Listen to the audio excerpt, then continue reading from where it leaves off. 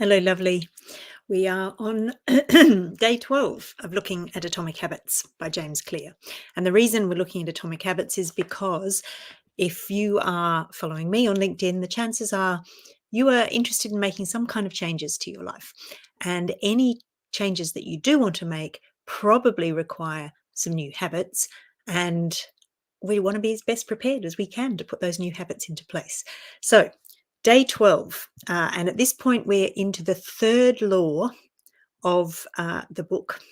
Now, the first law was about the trigger or the cue for your habit and making it obvious.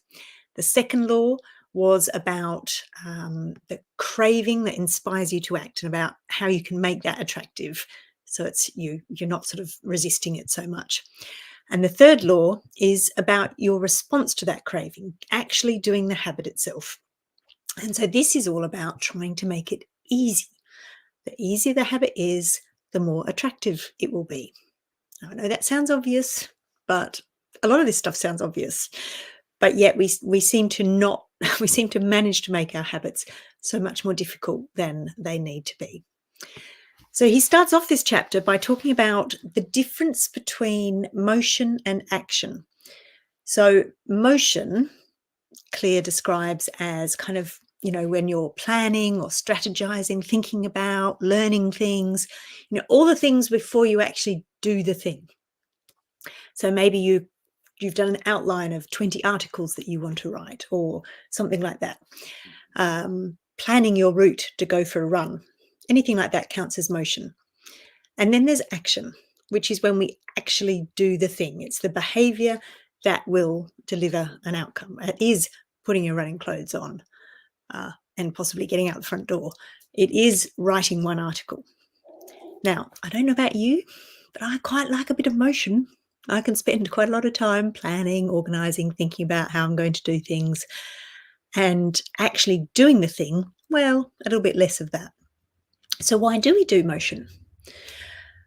Well, we do it because, according to James Clear, we do it because it makes us feel like we're making some sort of progress. We're putting the time in. We're making progress, even though we're not really making progress.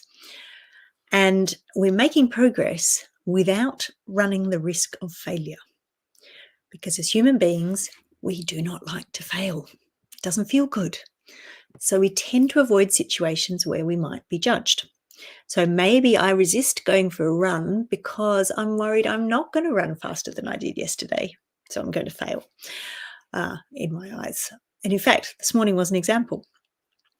I had put off going running for a few days, just managed to talk myself out of it. So I thought, that's it, I'm going this morning. And it wasn't such a great run. Quite far soon into it, I was feeling very tired. I gave blood yesterday, so maybe it was to do with that. Maybe it was because I hadn't been for a few days. So I just ran, then walked, then ran, then walked, and ran, then walked, and did the same amount that I normally do. With James Clear's voice in my head, because it's actually more important that I do the run than that I'm successful at the run, because it doesn't matter if I failed, because I didn't really, because I got out, I got some fresh air, I got some exercise. But there was a resistance about going because I've got a time that I'm trying to beat and I'm struggling to do that at the moment, and that's making it harder for me to run. So isn't that interesting? That even the idea that I might not get that time or might not beat the time I ran last is impacting my motivation.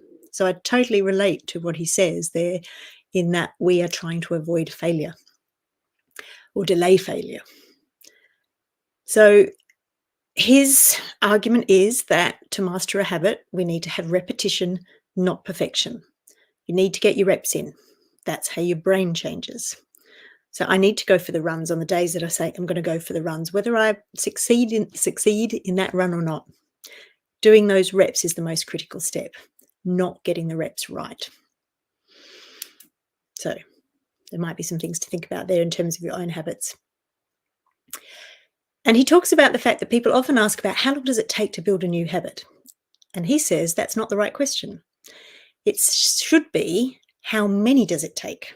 How many times do you need to do something for it to become a habit? Now, if you do something 3 times a day, the habit's going to build quicker than if you only do the habit once a day.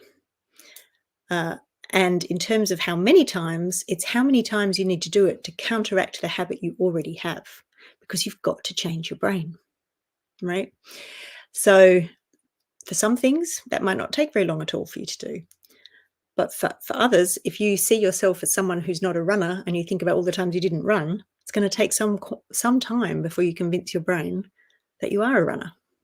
So I'm going to have to do it many times. I'll be running for the rest of my life, as long as I can. So some practicalities out of today's lesson. See if you can recognize when you are trying to delay failure. See if you can see that that's what you're actually doing. And then just figure out what action you can take, not motion, what action you can take. And then just repeat and repeat and repeat until your brain starts to see that as normal. And obviously, it's easier to repeat it if the thing that you're doing is easier. And we're going to be going more into that next time when we move into the next chapter. So hopefully something useful there for you as you think about the habits that you're currently working on.